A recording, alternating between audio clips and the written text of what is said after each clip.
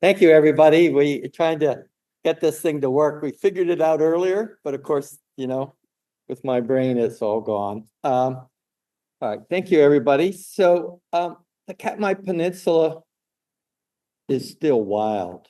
It has it still supports all the animals and fish that were present when Europeans first came to Alaska.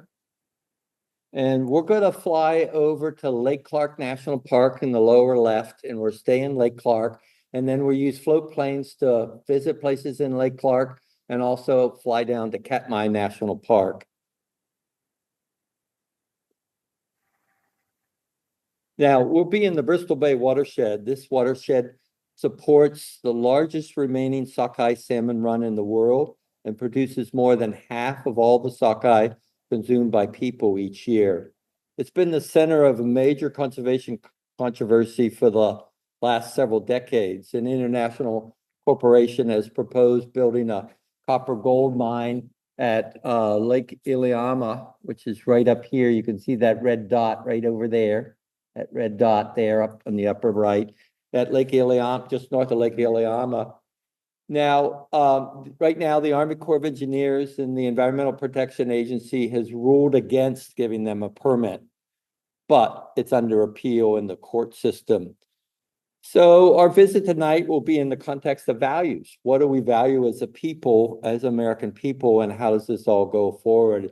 And one of my goals tonight and in my book is to spread the love of wild country. I think we need to know wild country. We need to know and recognize things in order to like it. When you get to like it, then you start to anticipate stuff. Then you start to want to know about it. And that's how we lead to want to protect it. And this is a faraway place. So I think that's really important. We're going to fly over to Port Ellsworth. I stayed at Port Ellsworth on Lake Clark in Lake Clark National Park. Then each of these lines are the GPS tracks for the float planes that we flew out to go check out various things. Now, I want to give you a little more background on me. I'm a bird biologist by training. I spent the first part of my career working on Everglades issues.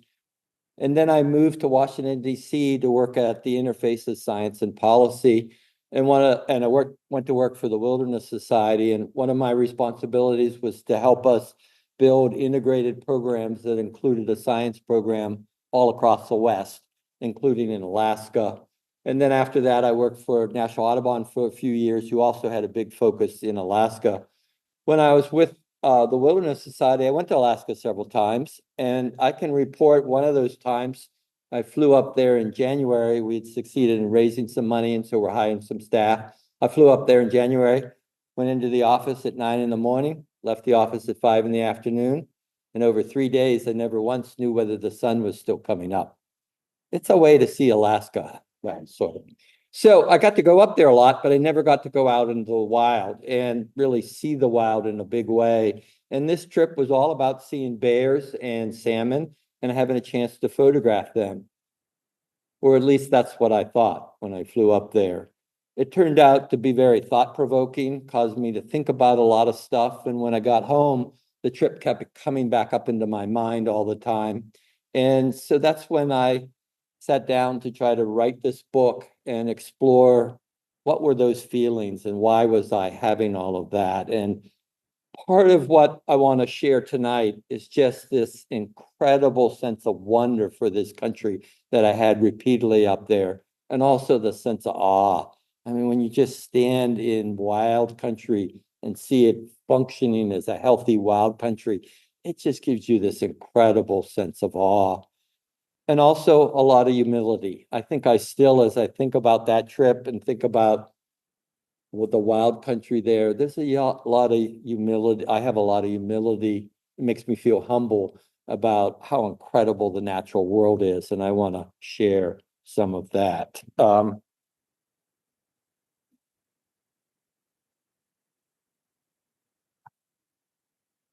So this is looking out from the cabin on Port Ellsworth on the first morning when I got up. And let me read you this piece here. The sun was still half an hour from rising, and a heavy blue cast hung over the bay. In 3 hours, we were scheduled to head out by float plane to look for brown bears. but I woke early and couldn't get back to sleep. Clenching my arms tightly to my chest, I stared east along the mountains bordering Lake Clark, puzzled by my unsettled mood. Katmai was powerfully wild country, home to all the creatures that had thrived here since long before Europeans came to North America. A few hundred people lived in tiny Port Ellsworth, but the land was nearly free of humans for hundreds of miles in all directions. A few native villages south on Alaska's Katmai Peninsula had been here for a millennium, but this vast country seemed entirely unaltered by contemporary humans. Though I grew up on a Pennsylvania farm, I had lived and worked in cities my whole adult life and dedicated myself to protecting the wildest remaining parts of the natural world. Now I'd come to Alaska to truly immerse myself in that wildness in the most primeval form. With luck, I would get to see the untamed inhabitants of this wilderness. Yet here on the brink of my adventures, sleep eluded me. Clouds drifted across the rugged mountains at dawn. Pine siskins began to chatter in the conifers behind me, and the bawl of an unknown animal, a bear, a bird, sounded from across the water. Intense energy seemed to emanate from all directions. My eyes started one way and then another, but I stood still, transfixed. This land was vibrant, alive, and untrammeled. Slowly, I could feel my mind and body connect with the quiet, deep rhythms of the true wild. In front of me was a thing I had strived to protect all my life. I was filled with reverence. The rising sun began to peek through the clouds. I was ready. In a few hours, we did go out by float plane, 3 photographers in each of 2 planes with a pilot guide. And we flew south to Katmai National Park, landing on Mirror Lake, and then had a couple-mile hike down to where we were going to look for bears.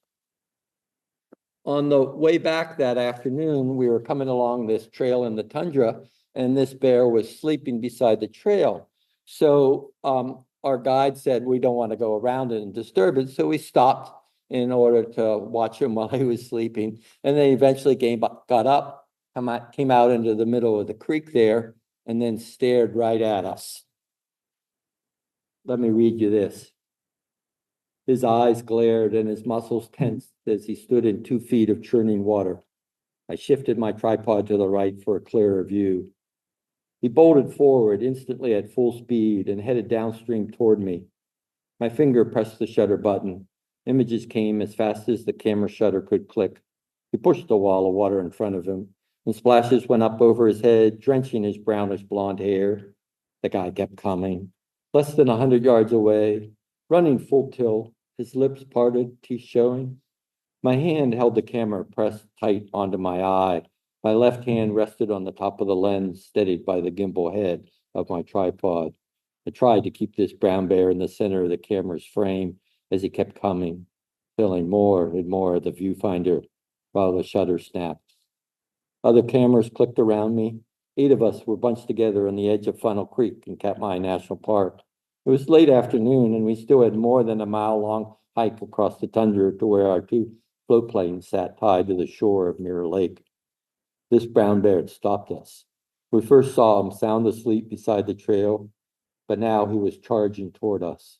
I was torn. This was scary, and I felt my body tensing, but I wanted to capture this blitz. Perhaps, though, we should become defensive. The bear must have weighed at least 500 pounds, and his eyes seemed glued to me. At Glenn Ellsworth and Leo Fowler, our 2 pilot guides, pulled out their .45s. Here I stood in this grizzly's territory with a prime specimen rushing right toward me, his eyes glaring. A bright red sockeye shot in front of him, splashing water with its tail went back and forth. The bear couldn't resist. It turned and started chasing that salmon. And it continued to chase that salmon for probably 10 seconds.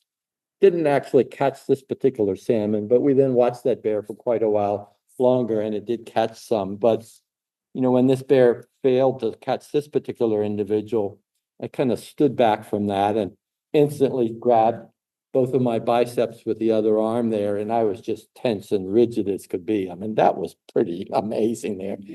And I looked over at Glenn Ellsworth, our guide, and he was absolutely relaxed. And he was there chatting with all of us as if we were in some coffee shop in downtown Seattle. And, all of a sudden he says, "Oh, he's a young male." As if that was supposed to explain everything. But I stood back and thought about this. It was incredible. This thing ran through knee-deep water, full steam ahead. I can hardly walk through knee-deep water without falling over. That salmon shot through that water, and a lot of times you could see the back of it, as it's shooting through there, and you could see the splashes behind it in that shot too. It twisted and turned, and this bear just twisted it and turned it instantly as if it was a cutting horse chasing a calf. I mean, it was an incredible example of athleticism, both on part of the bear and the salmon. And I just stood there in absolute awe. We got to see that. And then it did catch some salmon, and that was incredible. And too, this just chasing it all down.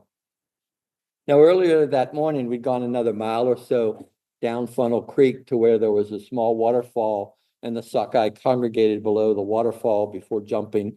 And there was also big open areas where some of them were out there, spread out to breed there.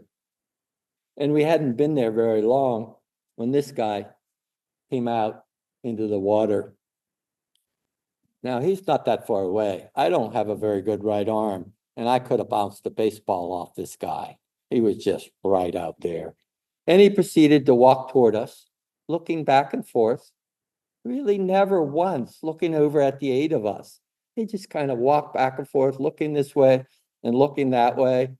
This is the closest it got to actually looking at us. And then it turned and went back away and disappeared. Never did chase a fish. And our guide told us that in a good fishing place like this, they can eat 20 to 30 fish in a day, may gain 2 pounds in a day by eating that many fish. And when they're starting to get full, then they get very picky on what they chase. Presumably this guy was full, so he's going off for a nap. And we did see him later in the day. And they also get very picky in what they eat. So they may catch a fish, but they may only eat the skin, or they may only eat the back muscle or the roe. So, they get really picky in that. But, this guy, let me read you this. This guy is incredible. The dark one was massive, probably at least 800 pounds. His muscle taut, his head enormous, bigger than a basketball, and his claws long and curved, the size of my little finger. Strength seemed to radiate from him. His sharp eyes were intense, even at a distance, and he held his head proudly. His color was darker than I expected, almost black, with a few light brown hairs around his ears. I looked up and down at my overweight body, with a body index of 27, the heaviest I'd been in 67 years, and then out across the water. I would be a tender morsel in such a bear's quest to reach hibernation condition. I felt tiny right then, insignificant in the scheme of things. This was really a humbling experience to have this gigantic bear, a predator that could easily eat me. And one of the things I discovered on this trip, I was the slowest. You don't want to ever be the slowest when you're out in the bear country. I was the slowest. It never even acknowledged that we existed there. Just absolutely amazing. Very humbling. All right, I want to switch to sockeye salmon. Now, millions of these salmon return to Bristol Bay each year. In 2019 was the year I went up there, and the Alaska Department of Fish and Wildlife estimated that 40 million sockeye might return. So they limited the human catch such that 12 to 13 million would make it up into the Bristol Bay watershed in order to breed. And here's a pair that have made it up, haven't been eaten by salmon yet.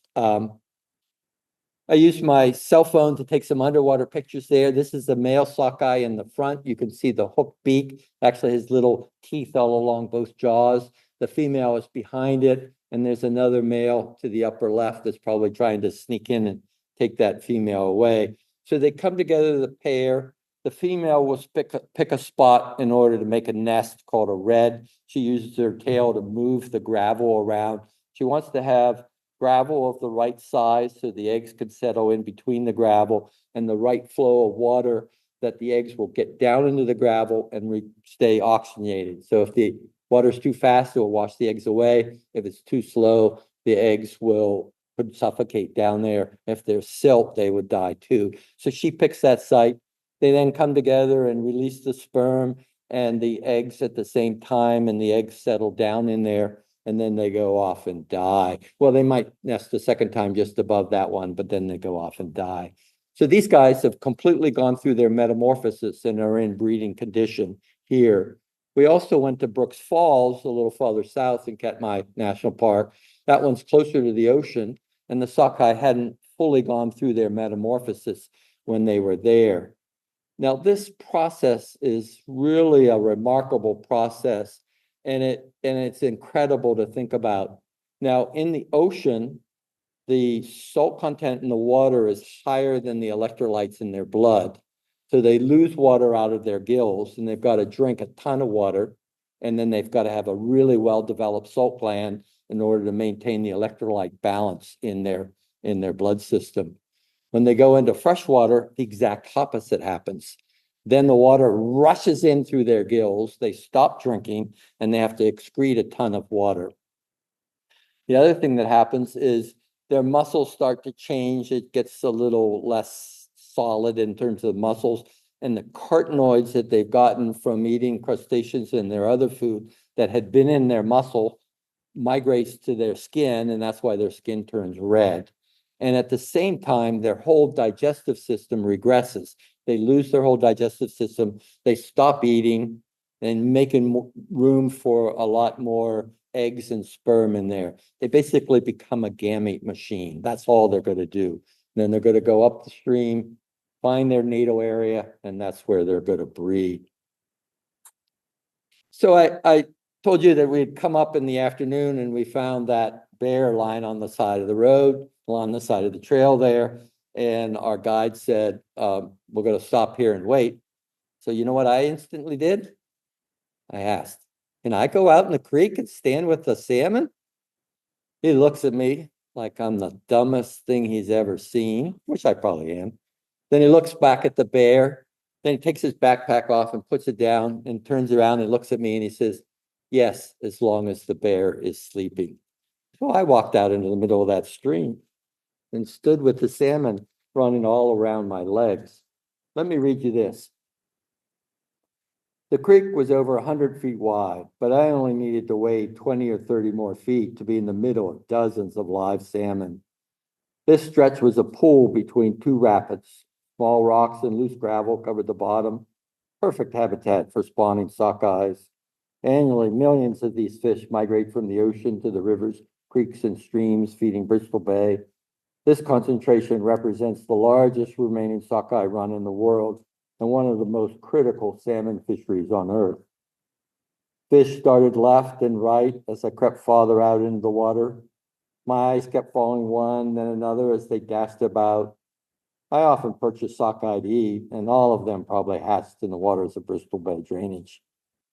I was having difficulty believing that I was here and that these fish, which had achieved an epic migration, were swimming around my legs. Just want to think about that migration. So they come up there and breed, lay the eggs.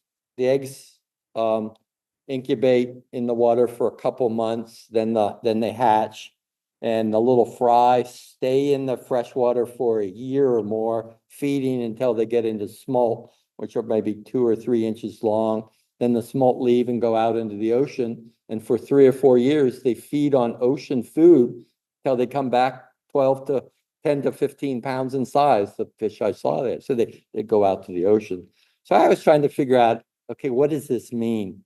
So I looked up the descriptions of where they go in the ocean, and this was my attempt to try to get at that. So Bristol Bay, come back here. Bristol Bay is up over here. So that's where they're breeding. Then they come down and smolt and come out here. And then, they definitely swim in this big circle, probably swim where this yellow line is, and may well go well beyond that.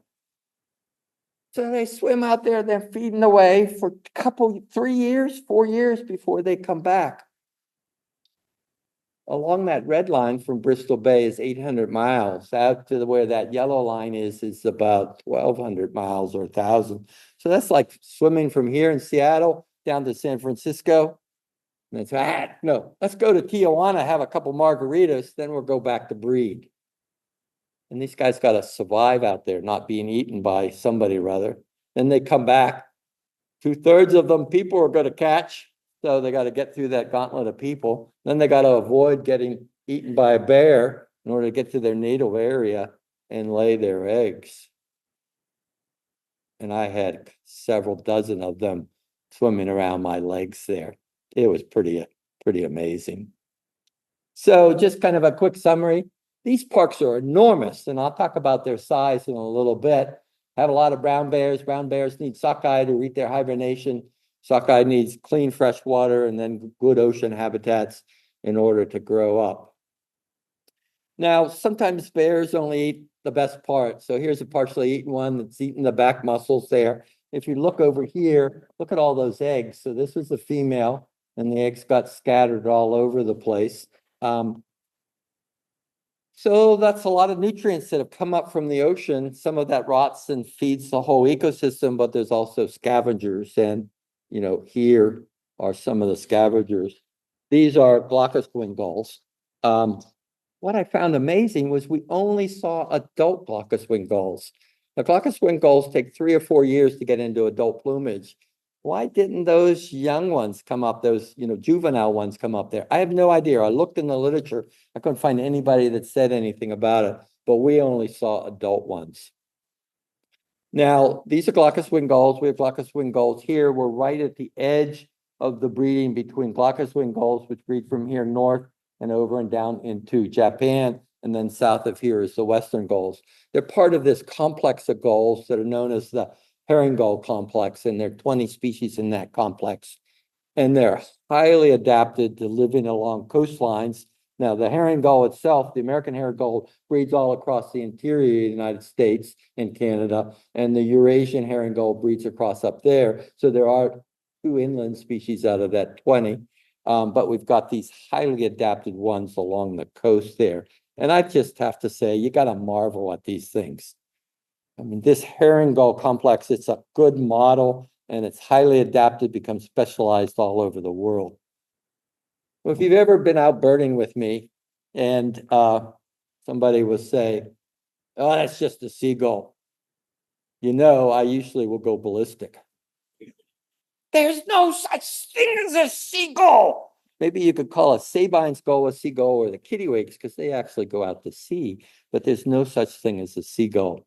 So, and we had a person on this trip who teased me the whole trip about taking pictures of gulls. Let me read you this. You're looking at seagulls again? Snarked Mark. How can you waste your time on those things? When I looked his way, he had a smile on his face. He'd been teasing me about gulls for 3 days now. During a lull in bear action on our first day, I was trying to capture a good flight shot of gulls as they flew up and down Funnel Creek. Their long wings, gray backs, and white heads, and red-spotted yellow bills, creating a fascinating contrast to the creek's green-brown tundra and duller colors. Their flight was elegant, employing any breeze to fly effortlessly, holding their wings still, and if these birds needed to move quickly or get somewhere fast, a few flaps of their 5-foot wingspan would shoot them through the air. So Mark had kind of been teasing me, so I'll continue here. Why had Mark's seagull comment riled me so much? Over the previous 4 years, I'd spent time leading field trips, teaching classes, giving presentations, and writing about nature. Naming living things correctly and pondering their lives and interactions had been central to that effort. As Robin Wall Kilmer nicely articulates, by naming things, one recognizes them as different or unique, and gives them a status they may not otherwise have. Maybe hearing Mark lumping the gulls into a bucket of seagulls was just too much. Maybe I should have just started calling him Wisconsin. He was from Wisconsin. That exchange with Mark reminded me why naming things is so important. And I think that's what I kind of want to leave you with. I think in my mind, when we start naming stuff, then we start to learn about it. We start to ask questions about it. We start to wonder, when are we going to see that thing again? And that's a process that we start to know and recognize it as a different kind of living thing. And that leads to a real appreciation for it. I'm going to use the word love, a real love for it. And we need that in order to have a conservation strategy. We need to really recognize that. So, I'll throw out the idea that, in my mind, when he called this a seagull, I kind of took that as a slur. That's a slur against this incredible animal, this highly adapted glaucous-winged gull that has all these other 19 close relatives spread around the world that are highly adapted to their place. I just throw that kind of idea out. All right, they don't, the fish go up there and die. Some of them just rot and disappear into the water. The bears will eat them and carry the carcasses up onto the shore. And of course, they defecate there.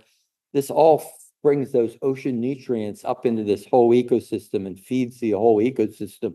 The nutrients in the water go down and probably increase the production of phytoplankton, which increase zooplankton, which increase little insects, or aquatic insects.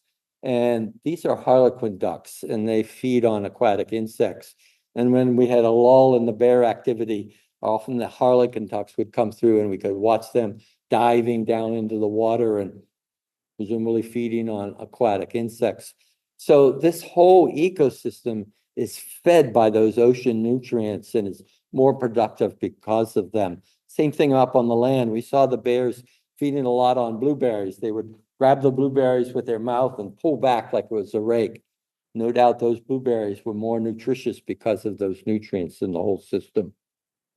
Now, I want to bring some other birds into this story. One afternoon, we had the chance to fly low over Turquoise Lake, which is up in Lake Clark National Park. Now, this lake has a reputation of having water that's just this bright turquoise blue in color. And at this angle, you can't really see that very well. But this angle kind of shows that a little bit better. Just incredibly interesting colors. But for me, I was really interested in studying the tundra. We did a big loop around the tundra before we actually went over the lake, and I was staring down at the tundra. This tundra grows on rolling moraines that were left by a Pleistocene glacier, and it's perfect habitat for shorebirds, for ducks, for geese, for all kinds of other animals. And I was studying as much as I can. It's rich in color and texture there. And Audubon, Alaska, had designated this area as an important bird area because they felt it supported high populations of certain species. And these are the 6 species that it used in its designation. So on the upper left, we've got wandering tattler. Then we've got American golden plover in the middle on the left, Baird sandpiper on the lower left. Upper right is gray-crowned rosy finches. In the center on the right is a northern wheat eater.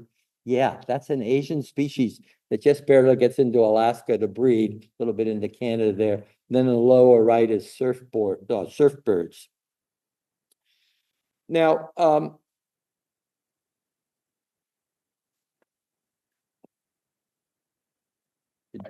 cursor here.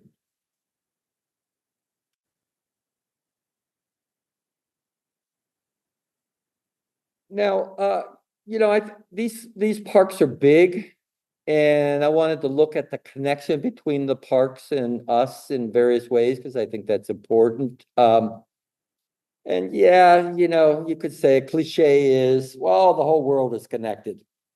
Yeah, that's a cliche. But I think if we look at these species, we can see that in some interesting ways. So these are the distribution maps that I got from Cornell Lab of Ornithology. All of them have the same color coding. So that kind of orange-red area is where the species breeds. The yellow area is where they migrate through. The blue area is where they spend the winter. These two maps don't have any purple on them, but if they have purple on the map, that's where they find them year round. So you can see wandering tattlers are found and surfbirds winter along the west coast of North and South America. Wandering tattlers actually go out to a lot of the Pacific Islands and spend the winter out there too. They both breed up in these areas that we've been visiting in Alaska. Baird sandpipers and American golden plovers breed up there in the Arctic too, including those two national parks. They fly all the way to southern South America to spend the winter. All the way to southern South America to spend the winter. Northern wheat eaters and great crowned rosy finches. Now, great crowned rosy finches are just a North American species. They get down here into Washington, and I often will lead a winter field trip up to the Okanagan in the hopes of finding some of them in the Okanagan area. I think I've been up there 7 or 8 years. We found them twice, so they don't come down low every year. But they do breed up in the mountains here in Washington, up high elevations like at Mount Baker and Mount Rainier. And some of my climbing friends have a great time because they're be climbing and they'll see a great crowned rosy finch and they'll send me a text. We saw a great crowned rosy finch. They never have said, nah, nah, nah, nah, but that's what it is because I can't climb. There's no way I can climb. So, but then look at the northern weed eater. So it breeds all across Asia and then over here comes into Alaska and breeds up here in Alaska. Yeah, that's just incredible there. This photograph, get back there. This photograph I took in Kenya a few years ago of a northern weed eater. I don't know where that weed eater hatched. I don't know where it's going to go back to breed. But to think it could have come from Alaska and I saw it in Kenya. Pretty amazing. So we flew low over this tundra, 150 feet above, probably 130 miles an hour. And I'm looking like crazy to see if I can see one of those 6 birds. Great crowned, northern weed eaters have white outer tail feathers. And I thought, maybe I could get a flash and see these white outer tail feathers. Then I could claim I've seen that species in North America. No, didn't see any of them, not even a hint of it. But we did see these guys. We did see trumpeter swans. This picture was taken in the Skagit, not up there, but we did see these guys. You might be like me and make an annual trek up to the Skagit every year just to see these magnificent birds. This is a 25-pound bird flying on a 6 to 7 foot wingspan, and they are just so graceful to watch them come down and land, and they can land and they don't stumble. Heck, I can't jump up off a chair without stumbling. And these things are coming down, landing there and stumbling. Just incredibly graceful. This is a conservation success, this species. In the late 1930s, there were less than 70 known individuals in continental United States. There were evidently others up in Alaska and Canada that weren't known about, but the population was down to less than 70. Stopped hunting them and have dealt with some of the other problems, and their population has come back. There's something like 7,000 to 10,000 that winter in Western Washington now. I mean, just talk about a conservation success. I don't know where this pair I saw on Fur Island near Conway, and I don't know where it nests, but to think maybe it nests up there in Lake Clark National Park or the Katmai National Park. Pretty cool. This is going to show an animation that Cornell was put together based upon eBird data. If you collect eBird data and submit it, that gives them this database that allows them to do all kinds of stuff on it. So you can see all this. Here's the color coding over here. So there's a lot of purple down here. You can see a lot of purple where they're wintering around Puget Sound here. And we'll do this animation and see where they go. So we're going across up there. We're in April now. They're headed north. Look at that. They're up in Alaska now. Now they're going to come back down. I don't know. They disappear into space for a while. They're midsummer. and now they're coming back down to spend the winter there. So we've got a connection to those birds up there in Canada and Alaska that is just really spectacular. Let's see if we just see that one more time here.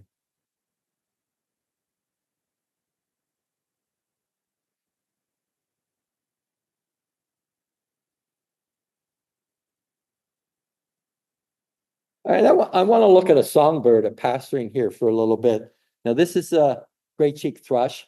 It's in the genus Catharus, which Catharus is Greek for pure and clean. It's the same genus that our Swainson's thrush and hermit thrushes are in that we have here in Western Washington. And I saw this individual, not this individual, these are borrowed photographs, but I saw a great cheek thrush around the cabins where I stayed on Port Ellsworth. And this is their breeding distribution. They breed all across the boreal forest of North America and also way over into Siberia. Now, there's been a lot of genetic analysis done on this genus. And so we've learned a lot about the evolution of this genus and a lot of kind of interesting things about it. And one of the things that's suggested is that this species, the gray-cheeked thrush, survived through the last Pleistocene glaciation in a refugia over near Newfoundland. So over in this area over here. And then over in Newfoundland someplace. And then when the glacier pulled back and the boreal forest expanded across the whole boreal forest, across the land bridge and into Siberia, and bred in that whole area. Look at where it goes to spend the winter. It goes to northern South America, to the northern part of the Amazon, to Colombia, Venezuela, Ecuador, and Peru. That's 7,000 miles from Lake Clark National Park down there. Flies down there to spend the winter, then flies back the next spring to breed up there. Just incredible. Let's look at that migration. So here's again that animation that Cornell puts together. Now, the dark gray area up there is where they don't feel they have enough data in order to animate. So if you want to help them get better data, first week in January, go up here and do some birding. Well, maybe you'd rather go down here too. But anyways, you go to Baja there. So this is the first week of January, and you can see we're going to run across every week there as this animates, and watch what these guys do. They're going to go up through the Yucatan and up through eastern United States. I'm going to play this twice because it is just amazing. Maybe I'm going to, because it is just amazing to watch. All right, they're getting ready to go north. Here they go. They're heading north, up through the United States. They're up there breeding. There they are. Look at it. They're making babies. Now they're coming back down again. Just incredible. Let's see that one more time here. Oops. Oops.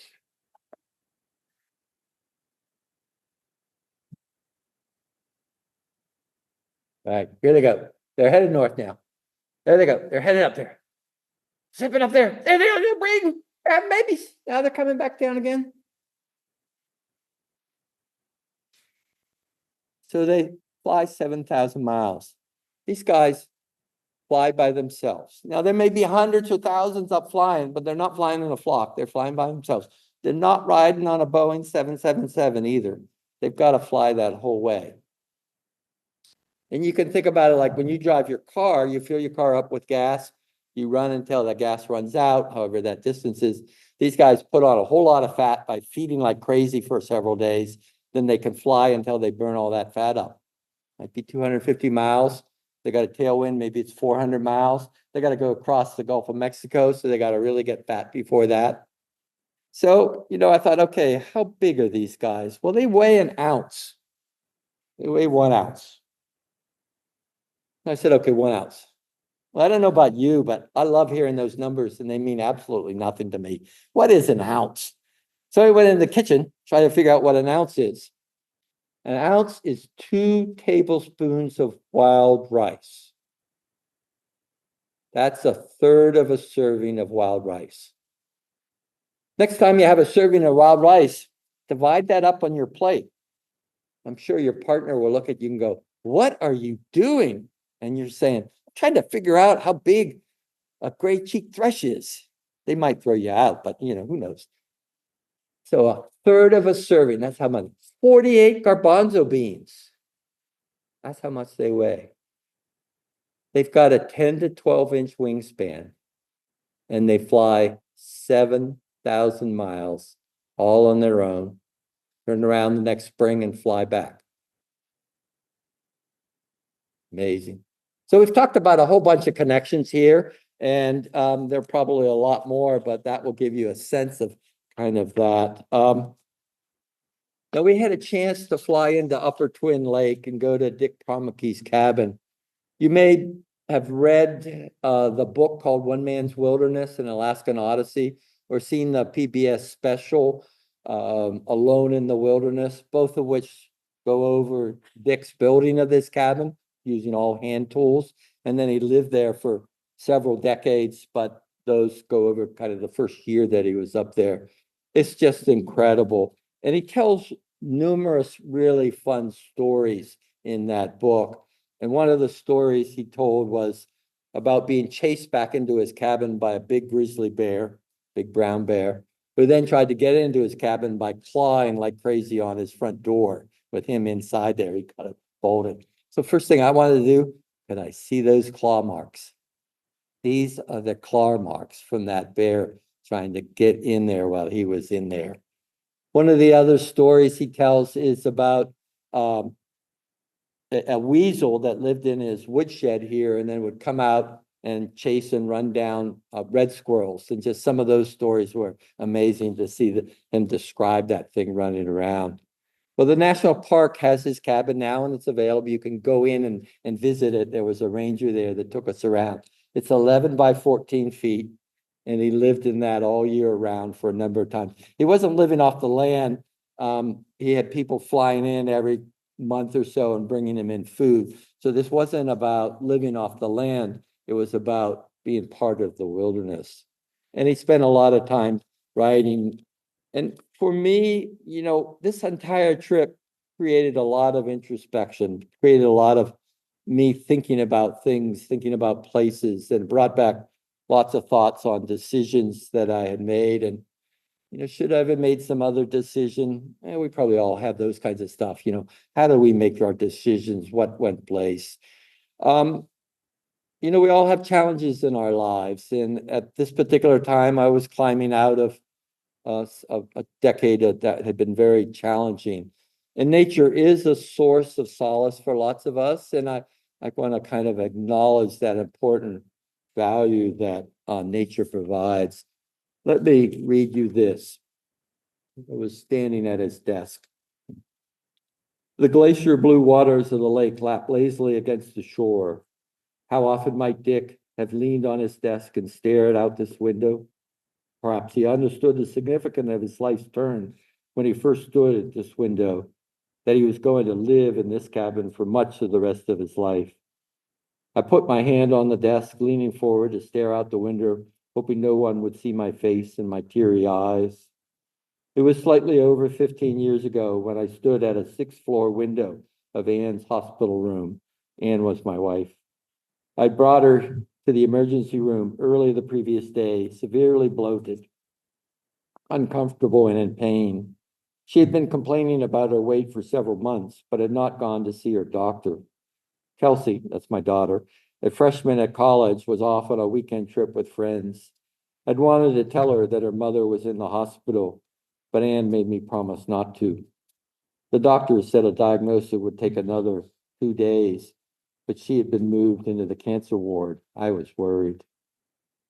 Anne's hospital room window framed a suburban forest of oaks, maples, and tulip trees, with a few conifers that people had planted in their yards. Fresh young leaves covered the hardwoods in a wash of yellow-green hope for the coming summer. The white blossoms on the dogwoods tried to raise my spirits, even at a distance. Flowers bloomed in the beds around the hospital's parking lot, and a few American crows flew lazily across the canopy, headed north to parts unknown. Anne slept peacefully behind me as I sipped the coffee I had bought downstairs. I'd been up since first light, after a restless night. Each time she moved, I would sit up, usually standing to see if she needed anything. But no, there was nothing I could do.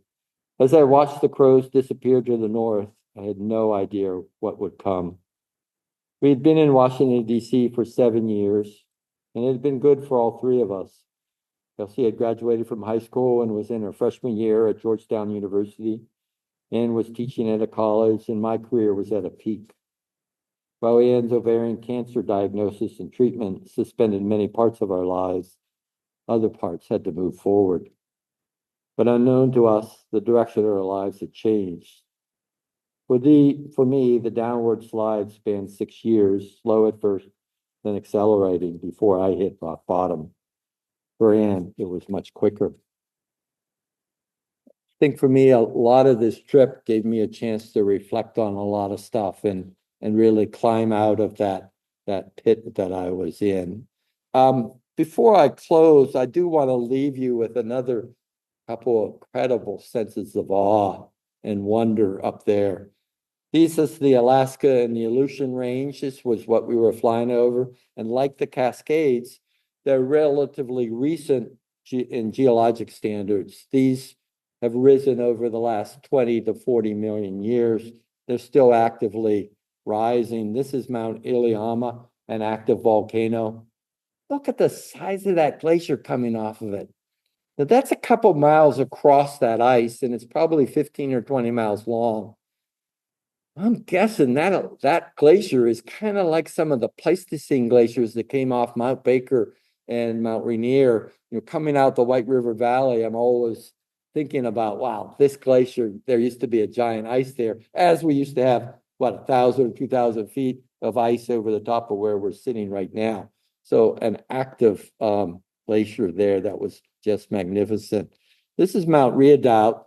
It last went off in 2009, and it seems to go off about every 20 years, and it's still steaming here. If you look here, this is a lava dome that's coming up, and this very white is steam that's going off, and then this is a cloud over here. So an active volcano, you can see Mount Iliamna off there in the distance. We also just flew over this beautiful, rugged country with incredible rocks and glaciers.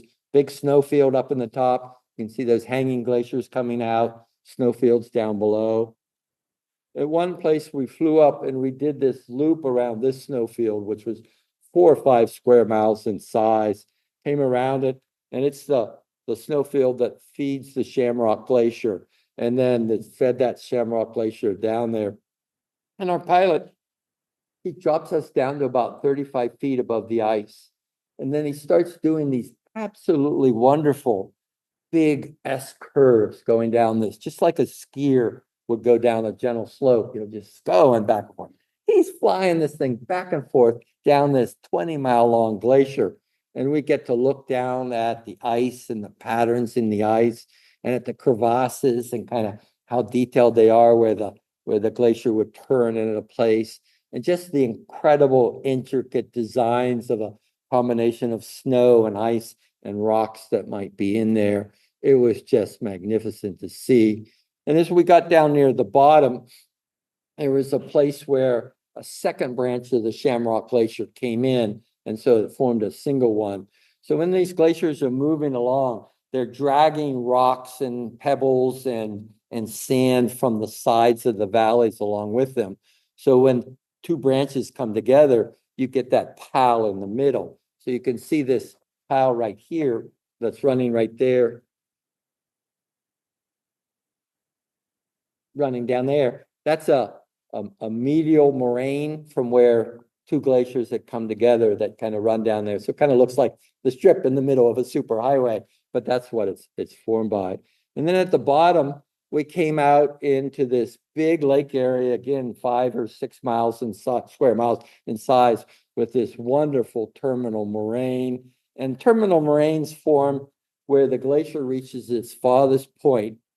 And then if it sits there for a long time and the glacier is melting at the same rate that it's moving forward, any rocks that it's carrying on it in the ice along the sides get piled up on the end. And so this glacier had to have sat here for quite a while. I don't know what quite a while is, Was that 100 years? Was it longer than that? But it sat there for quite a while and built this moraine there, and we got to see that moraine.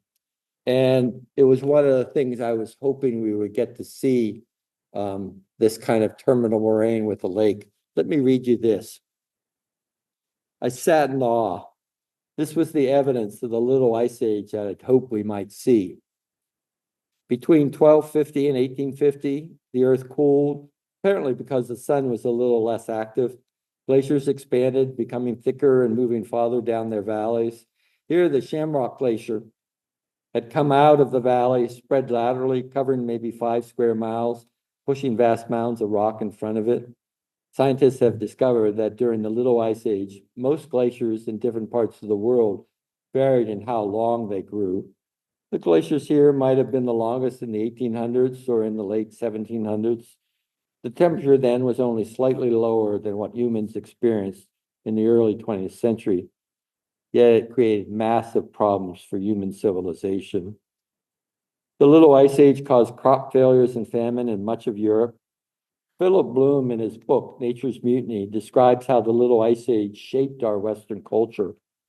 With less production, landlords kicked peasants out of farms, which led to an influx of people into the cities and then increased the poverty and social problems there. Some of the pressures that caused people to leave Great Britain, Ireland, and Europe and emigrate to the United States originated in these famines and the unrest that followed them.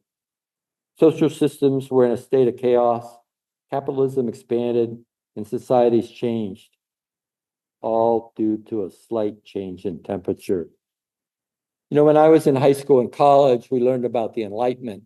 And the Enlightenment was the development of the middle class. It was also kind of the creation of our capitalistic lifestyle, this lifestyle of exploitation of the environment and other peoples. I don't ever remember any of them ever making a connection to the Little Ice Age and to climate. But that's what Peter Bloom does in his book. He shows that, you know, this slight change in temperature led to the social system that led to the creation of the middle class, if you were in the right group of people, and our capitalist system there. And of course, now we're going in the other direction a little bit. And what will that do to our social system? I want to talk a little bit about conservation. Alaska is huge. Look at how big Alaska is put on continental United States. When I was working for the Wilderness Society, early on, I flew up to Alaska to work with Alan Smith, who was a regional director. Went into Anchorage and we worked on stuff for a couple of days. Then he was going to take me up to Denali National Park, and we were going to meet with the park superintendent and the head ranger up there. And I looked at the map, you know, he had laid out. I thought, oh, that's not too far. It took us about an hour to get up there. He looked at me like, boy, you are a dummy from the lower 48. 5.5 hour drive up there. Just the size of this place and the distances, it's unimaginable. So we've been visiting 2 national parks in this, Katmai National Park and Lake Clark National Park. Both of them are little over 4 million acres. Little over 4 million acres. How big is 4 million acres? What's the size of Connecticut and Rhode Island put together? I don't know about you, but that doesn't mean anything to me. I used to live back there. I've been through that, but I can't remember how big they are. So I asked that question. How big are they relative to Washington here? So if you put King County, Snohomish County, and Skagit County together, you're not quite as big as either of those national parks. Just imagine if those were national parks here. Yeah, there'd be people living in it. There's people live in the national parks in Alaska, but not a lot of them. Not the millions that we have in those 3 counties right now. And we visited 2 of them that were that size.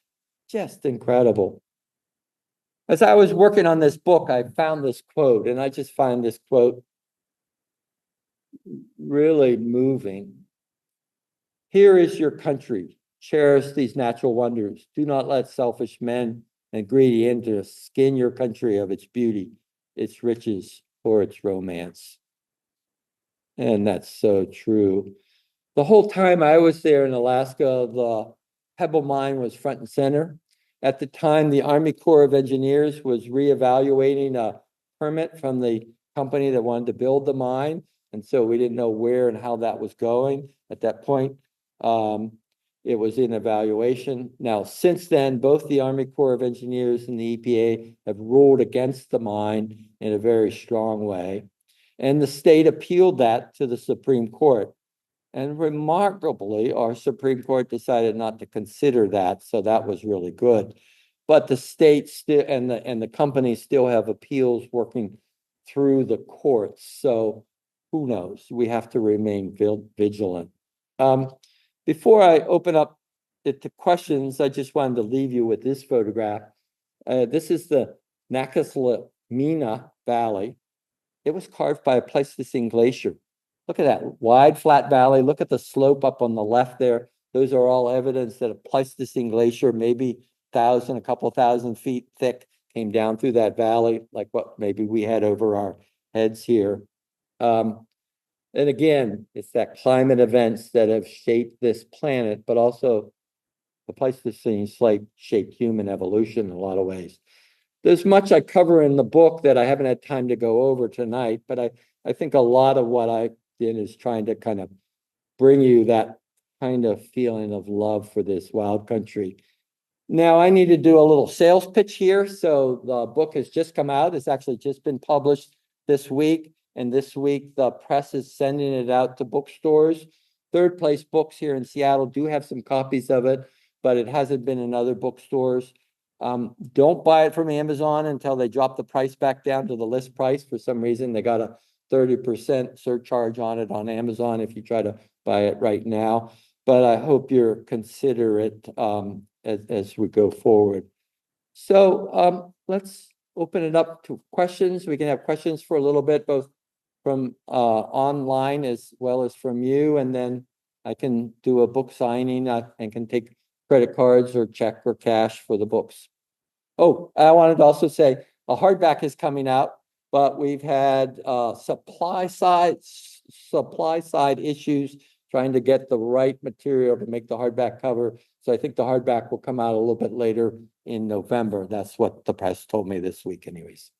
So November of next year? No, a little later in December. Yeah. Questions? What time of year was your trip? And how much of a window of time is there to see the bears with the salmon? Okay. Thank you. Excellent question. So it was, what time of year did I go? And what's the window to see the bears and salmon? So I was there in the first week of August. The salmon start running from June into October, and their peak run is different in different places. So in the northern part of Lake Clark National Park at Funnel Creek, that their peak running is in August. But at Brooks Fall, the two peaks, one peak is in July and a second peak is in September. And so, you know, the biggest number of people that go to Brooks Falls, which is part of Katmai National Park, they have the highest number of people in July because that's that peak time. The bears are probably coming out late May, early June, and then, you know, they've got to wait for the salmon to come. They probably don't come until mid to late June. So all the way into September is good. I had asked, I wanted to see caribou, and we actually did get to see it. But when I asked our guide, he said, oh, come back in September, because then he could fly you out with a big wheel plane to where the caribou were migrating at that time. So I think, you know, the best months are July, August, and September. And then you might run into snow in early October. But yeah. Other questions?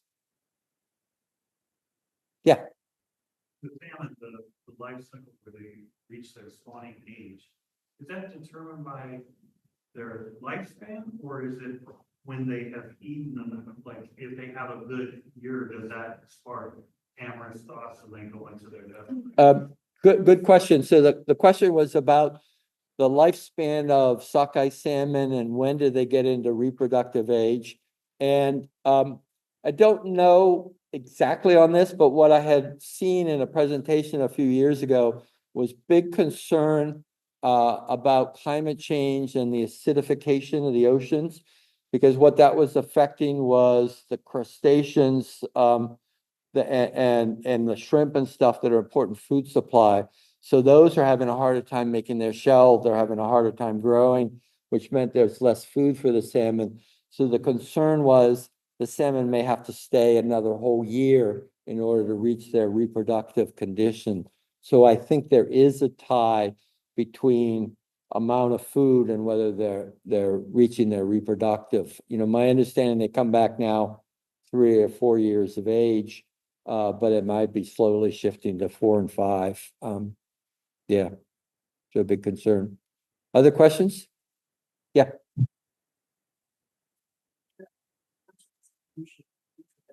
By the sockeye, and then I saw the gulls spreading along the meat as well. I understand that the fungus, the mycelium fungus, will also take it up and spread it around the forest. A few hundred feet. Did anyone talk about that, or did you read more about nutrient spreading? So the question was about nutrient spreading from the sockeye carcasses, and how much do they get up into the terrestrial habitat, and how does it get up there? And I didn't know about the fungus. I think I had remembered reading that at some point, but yeah, that sounds really good.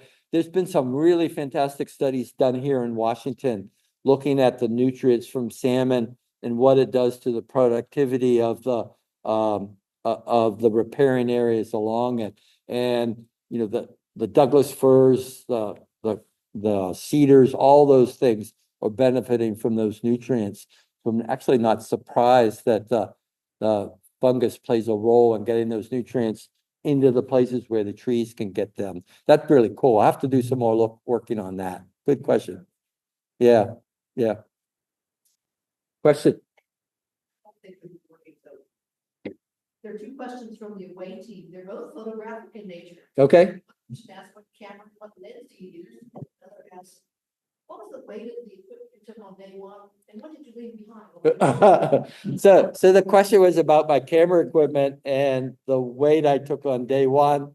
And you will see that in the book. I had a heck of a hard time keeping up on day one because I brought everything in the world, but I did leave the kitchen sink behind. So camera wise, back then I had a Nikon camera. I'm trying to remember. I had two Nikon cameras that I brought. One was their D700 and the other was their D800. And then I had a 500 millimeter lens that was the main lens I used for most of the bear photography. And then I had a wide angle to 100 millimeter zoom that I used for some of the landscape photography. We had to wear chest waders. So, we flew down there in this plane in chest waders, which was interesting because your feet slide around in chest waders. And then we hiked this couple miles down there with chest waders. And probably my equipment was around 40 pounds total. And the first day that we went down there, I brought 2 extra lenses in case I wanted to change lenses because I was thinking I might do some macro photography and some super wide angle. I also brought a bunch of sound equipment because I was going to do some sound recording. So I left all that extra stuff behind. I really trimmed down the next day. But yeah. So, oh, and I brought 2 tripods. So yeah, I brought 2 tripods. So I had a big tripod for the big lens that had a gimbal head on it that would allow you to really follow things. Then I had a smaller tripod because I did set up my smaller cameras and do some time lapse. But I'm getting ready to carry this stuff, and I have all of this stuff in there. And the guy who I had signed up to go on this trip with, Bob Harvey, he looks at me and he's obviously worried, looking at it, but he goes, "You want a 3rd tripod?" But he knew I was going to have troubles. And it was kind of funny. We're out there walking initially, and we're walking down this, and I suddenly realized, first I tried to walk along the lake there, and the gravel was just too loose. You just couldn't do it. So we went up, there was this nice trail. So I'm walking along this trail, and there's some scat in the trail. So I step over the scat and keep on walking. And I suddenly think, That was grizzly bear scat. I look back at it. Everybody's a little ways in front of me at that point, so I hurry like crazy to catch up. I'm not gonna get left behind. But after a while, I started fading behind them. So yeah. Another question. People who, way, you know, Tom's website is enchanted by the wild, and I think you've enchanted everyone into speechlessness. Yeah. Yeah. Yeah. Yeah. Okay. All right. Any other questions? Yeah. I didn't up there. No. Yeah. I took stuff up there to do it, but then, I needed more muscles. Do it. You got to get me more muscles. Yeah. What would I take tomorrow? Well, I have different camera equipment now. It's even heavier. So, I'd probably still try to take 2 cameras, just because I like to get, but you know what, now I've got a nice iPhone and the iPhone takes fantastic photographs. So, I might just take my big camera for the wildlife with a big lens and leave the rest behind just because of the walk. And I wouldn't bring 2 tripods. I'd bring just the one big tripod, because you definitely need that. Yeah, so I would definitely, and the other thing I do, so I was training before this trip. So I live up in North Seattle and there's this great set of steps near where I live, 196 steps up and down. And so I was walking those regularly, but I wasn't walking them carrying my camera equipment. So, you put that equipment on and it's like, this is a whole different world here. So yeah, yeah, but yeah. Well, the question was, what was the temperature up there? I think it was like in the maybe high 50s and 60s at night, and then probably the 60s and 70s during the day. I don't remember it being particularly cold. We had rain one morning, so we were late going out, and we had fog one time that kept us from flying. But we lucked out on the weather for sure. Yeah, yeah. Anything else? Yes.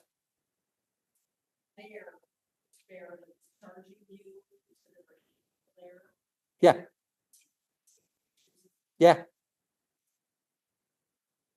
Oh, no, they didn't. No, so that's what was me thinking. I'm thinking, this thing's scary. I mean, this bear's running right toward us. And when it was initially running, it looked to me like it was looking right into my camera, right into my eyes. It was coming for me. So I wondered, would they have pulled out their 45? So they didn't. When I stopped and stood back, he's standing there as if he's just at a picnic, No, he did. Yeah, yeah. I think, he knew the bear would see a salmon and take off after it. And we were actually closer in some other places to bears, and they never worried about it. It was actually, so the question was about the bears and whether our guide pulled out the 45s. He did not, but our guides were very worried about us disturbing bears. So they were very conscious of that in a lot of places. And there were several places where we stopped and we waited while the bear did its thing. And then we had to, in one case, there was this bear feeding in a side creek. And we probably stood there for an hour before the bear finally left that side creek and went off. And in a couple places, our guides got really mad when they saw what some other people were doing. There were some fishermen that clearly the bear wanted to go out and fish where the fishermen were, and the fishermen weren't getting out of the way. And according to the regulations in the park, you're supposed to give way to the bear. So our guide was very upset about that. So, but in the book, I tell a story. The first night we were in the lodge there, we hadn't gone out yet. One of the guys, we finished dinner, and one of the guys goes, "I'm really scared. I've read everything I could find about people who've been eaten by bears, including that Timothy Treadwell, who he and his girlfriend got nastily killed and so forth." So, I mean, he just, the tension went like skyrocketing there, and Bob had to kind of talk us all down. So it was interesting, but that's, our guides take people out to do that. So they really know those bears and are confident about how to get us out there safe and back safely. So, any other questions? All right, well, thank you all very much for coming. I'm happy to sign books if anybody would like to get a book, and I really appreciate you all coming.